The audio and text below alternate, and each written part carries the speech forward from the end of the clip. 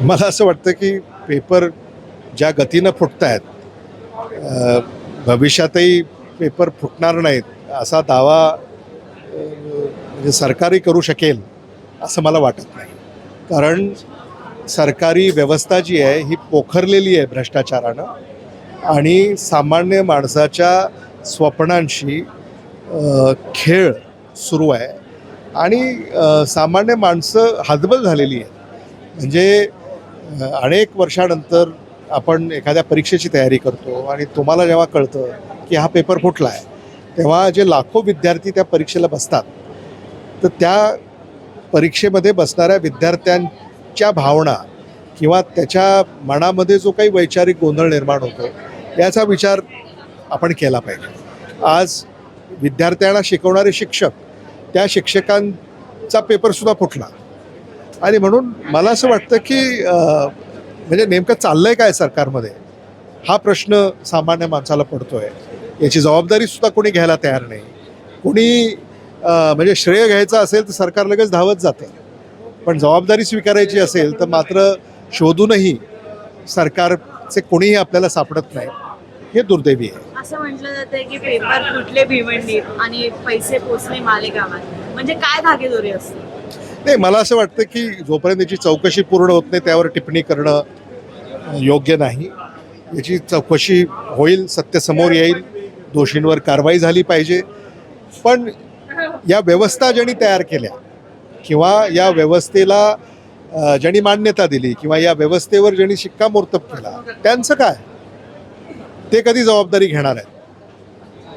आणि सर, राहिला प्रश्न नरकापूरमध्ये जी घटना घडली त्या आरोपीला आज दोषी ठरवण्यात आले. ही घटना खूप फास्ट पद्धतीने याच्यावरती प्रक्रिया गेली, म्हणजे निकाल लावला गेला. न्यायालयाचं आणि न्यायव्यवस्थेच्या या सगळ्याच प्रकारामध्ये जी गतिमानता त्यांनी दाखवली आहे याचं मी स्वागत करतो. या निवाड्याचं देखील मी स्वागत करतो, या निकालाचंही मी स्वागत करतो आणि कुठंतरी याच्यामुळं कायद्याचा वचक हा पुनर्स्थापित होईल अशी माझी भावना आहे. न्यायालयानं आपलं काम केलं, पण सरकार आपलं काम करताना दिसत नाही. सरकारच्या संदर्भामध्ये जर बोलायचं झालं तर त्यांचा जो वचक असतो तोच राहिलेला नाही आहे. गुन्हेगारी वाढत चाललेली आहे, गुन्हे वाढत चाललेले आहेत. एक नाही, अनेक गुन्हे आहेत. मी म्हणजे त्याच्यावर आता तपशीलवार भाष्य करू इच्छित नाही, पण कायद्याची भीती, कायद्याचा वचक, कायद्याची अंमलबजावणी, कायद्याचा धाक हा कुठेही आपल्याला जाणवत नाही. पण सरकारने दोषी ठरवलं खरं, पण याच्यावरती हा पण प्रश्न उपस्थित राहतो की याच्या अगोदर पण प्रकरण झालेत रेटची. आता ते ऍसिड फेकचं झालं, त्याच्यावरती अजून काहीच कारवाई नाही झाली. नाही, मी तेच म्हणतोय की महाराष्ट्र शासनाच्या गृह विभागाचं जे काही व्हिजिलन्स लागतं राज्यभर, राज्याचा कानाकोपरा, राज्यातले लोक सुरक्षित केव्हा त्यांना सुरक्षितता वाटेल, जेव्हा सरकारची देखरेख ही राज्यभर असेल, तीच कुठंतरी आता हरवली आहे. म्हणूनच गुन्हे वाढत आहेत, गुन्हेगारी वाढते आहे. गुन्हेगार